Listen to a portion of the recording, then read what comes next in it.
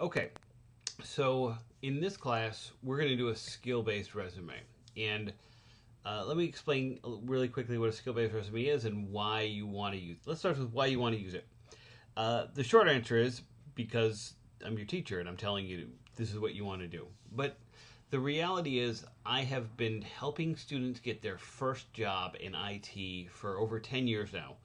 And this is the resume that works to do that. If you do a traditional resume where everything is laid out chronologically, you don't really have anything to say because you don't have experience yet, right? Some of you might be coming from a background where you do, and that's a little bit different. But for most of the students looking for an entry-level job, you don't have experience. And if you don't have experience, how do you show an employer what you can do? And the answer is a skill-based resume. And, I've been doing this for a long time. I've gotten a lot of students jobs. And I've had a few students who, maybe they don't believe me and they go do a traditional resume and then they go to like a recruiter or somebody who has like a computer system that builds a resume.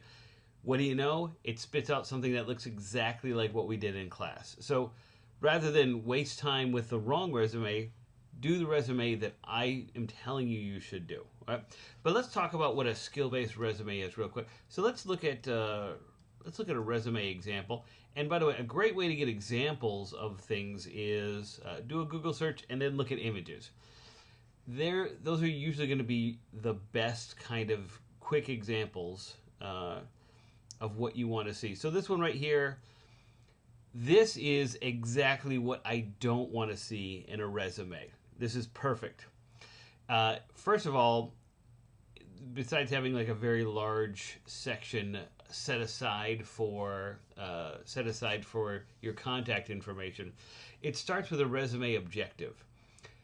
You don't need a resume objective. They know what your objective is. Your objective is to get the job. You're applying for the job.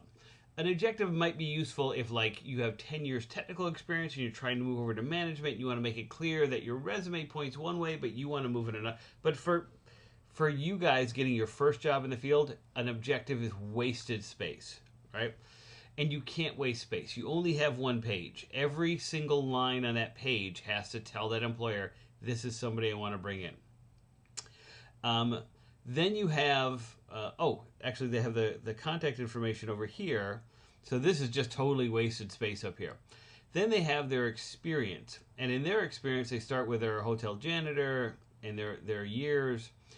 Chronologically, again, if you're looking for a job in IT, the fact that you've been a janitor doesn't help them, right? So, and in particular, you should have that on your resume at some point, but you don't need this much information. It doesn't help them make that decision. And nothing here would tell them, okay, this person can come in and do a job in the IT field. So this is a traditional resume, and this is 100%. Okay, so let's look at this as an example of a skill-based resume. Now he starts with an objective, which again I don't agree with, but it's it's there. Then he starts with his relevant skills, right? He starts talking about the software, right? Microsoft Office, learning C++ and web design, diligent, systematic. Now the rest of these are kind of soft skills, but that's okay, and you're going to have soft skills in your resume as well. Soft skills are important. We want to lead with our technical skills. This guy is kind of weak in technical skills, but he does a really good job of listing those skills as prominently as possible. If we take a look at this resume, if I zoom in, if we take a look at this resume for a substitute teacher, I don't really like the having your contact information on the side or different formats. That's not to say that they're wrong, but to me it can often be distracting, and we want to make sure that it's easy as possible to find the information they need.